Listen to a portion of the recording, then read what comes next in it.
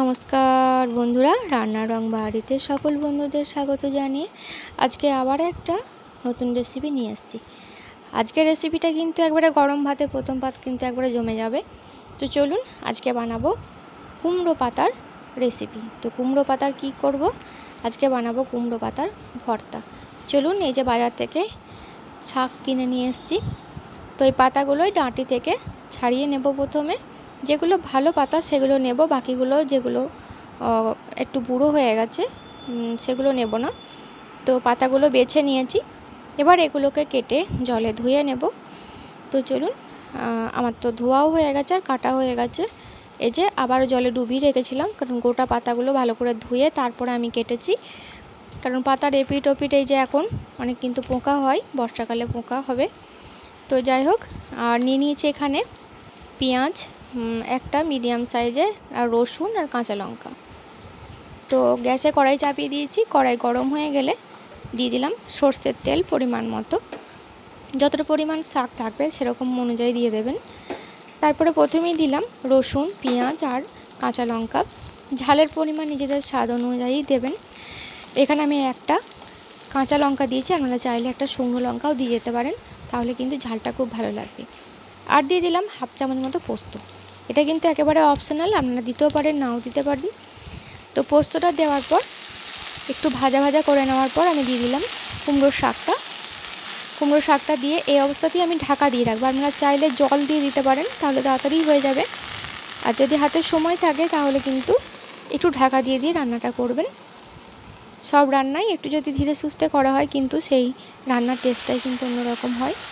তো আমি ঢাকা দিয়ে দেখুন একটু রেখেছিলাম, তো কমে গেছে, আরও কমবে। আর এখন কিন্তু আমি নুনটা দিইনি, আর একটু কমে যাওয়ার পর নুনটা দেব। তো আবার একবার সেকেন্ড টাইম ঢাকা দিয়ে রাখার পর শাকটা অনেকটা কমে গেছে, কিন্তু এটা একবারে আরও কমে যাবে। তো নুন দিয়ে আবার আমি মিনিট 2 মতো কম আঁচে ঢাকা দিয়ে দেবো। তো আঁচটা অবশ্যই এখানে কম রাখবেন, নাহলে পুড়ে যাবে, যেহেতু অল্প জিনিস আর এটা একটু টাইম নিয়েই বানাতে হবে। তো এবারে দেখুন অনেকটা জলও বেরিয়েছে আর শাকটা অনেকটা পরিমাণ কমেও গেছে। তো এবার এই জলটা শুকনো শুকনো করে নিয়ে একেবারে মিক্সির বাটিতে তুলে নেবো। শাকটা দিয়ে একটুখানি জল দিয়ে মিহি পেস্ট বানিয়ে নেবো। খুব বেশি জল দেওয়ার দরকার নেই, অল্প পরিমাণে একটু জল দেবো, তারপরে মিহি পেস্ট বানিয়ে নেব। তো এই দেখুন একবারই শুকনো শুকনো হয়ে গেছে, বাটিতে তুলে নিচ্ছি।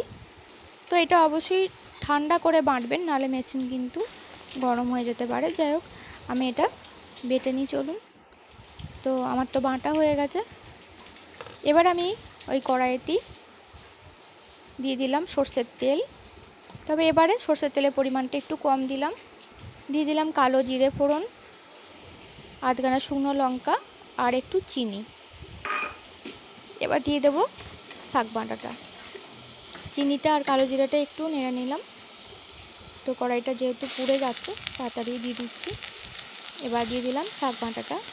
এবার এটাকে আমি কিন্তু একটু কম আঁচে নেড়ে চেড়ে নেবো, মানে শাকটা একটু শুকনো শুকনো করে নেবো। আর এখানে আপনারা চাইলে একটুখানি হলুদ গুঁড়ো দিতে পারেন। তো এটা আমি ভালো করে নেড়ে নিচ্ছি, একেবারে শুকনো শুকনো করে নেবো।